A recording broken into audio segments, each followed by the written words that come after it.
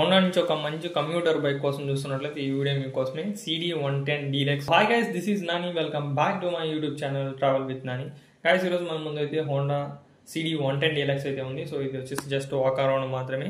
First of all దీనికి specification చూసుకున్నట్లయితే మనకు 109.51cc అయితే రావడం జరిగింది. పవర్ చూసినట్లయితే మనకు 8.79 PSI at the rate of 7500 RPM. Maximum torque వచ్చేసి మనకు 9.30 Newton per meter at the rate of 5500 RPM. 9.1 litre fuel tank అయితే హోండా అయితే ఆఫర్ చేయడం జరుగుతుంది. మన హెడ్ లైట్స్ చూసుకున్నట్లయితే మనకు హాలోజన్ అయితే ప్రొవైడ్ చేస్తున్నారు. ఇండికేటర్స్ చూసుకున్నట్లయితే మనకు బల్బ్స్ అయితే ప్రొవైడ్ చేయడం అయితే జరుగుతుంది. టైర్ లో కూడా వచ్చేసి హాలోజన్ బల్బ్ అయితే ప్రొవైడ్ చేస్తున్నారు. ఇండికేటర్స్ కూడా బల్బ్స్ అయితే ప్రొవైడ్ చేస్తున్నారు.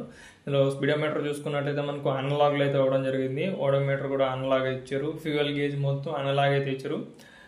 ప్రైస్ కటింగ్ అనుకోవచ్చు. యాక్చువల్గా ఇందులో హోండా CD110 డీలక్స్ లో వచ్చి ఓన్లీ వన్ వేరియంట్ మాత్రమే ఉంది.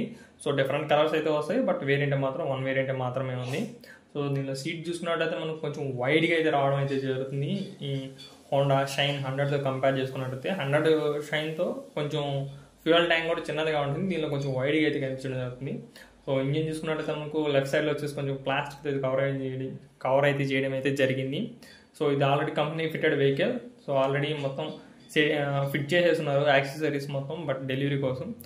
దీనిలో చూసుకున్నట్లయితే మనకు మెయిన్ వచ్చేసి ఇంజన్ కట్ ఆఫ్ స్విచ్ అయితే ప్రొవైడ్ చేస్తున్నారు. అట్లాగే సస్పెన్షన్ చూసుకున్నట్లయితే రేర్ లో వచ్చేసి మనకు హైడ్రాలిక్ వస్తుంది.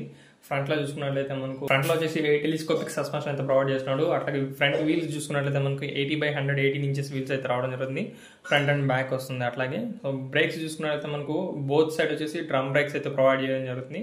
ఇందులో వచ్చేసి మనకు ESP అయితే రావడం జరుగుతుంది. ESP టెక్నాలజీ అయితే వస్తుంది. అలాగే సైలెంట్ స్టాప్ కూడా అయితే రావడం జరుగుతుంది. మనకి ఏదైతే ఇంజిన్ స్టార్ట్ చేస్తామో సో దానిలోని కట్ ఆఫ్ స్విచ్ కూడా అయితే ప్రొవైడ్ చేయడం అయితే జరుగుతుంది. దీనిలో మైలేజ్ చూసుకున్నట్టయితే మనకు కంపెనీ సైడ్ నుంచి 65 kmpl వరకు అయితే క్లైమ్ చేయడం జరుగుతుంది.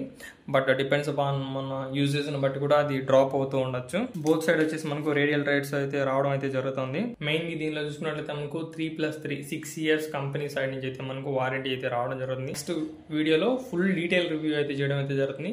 సో వీడియో మీ అందరికి నచ్చింది అనుకుంటున్నాను. Like and subscribe.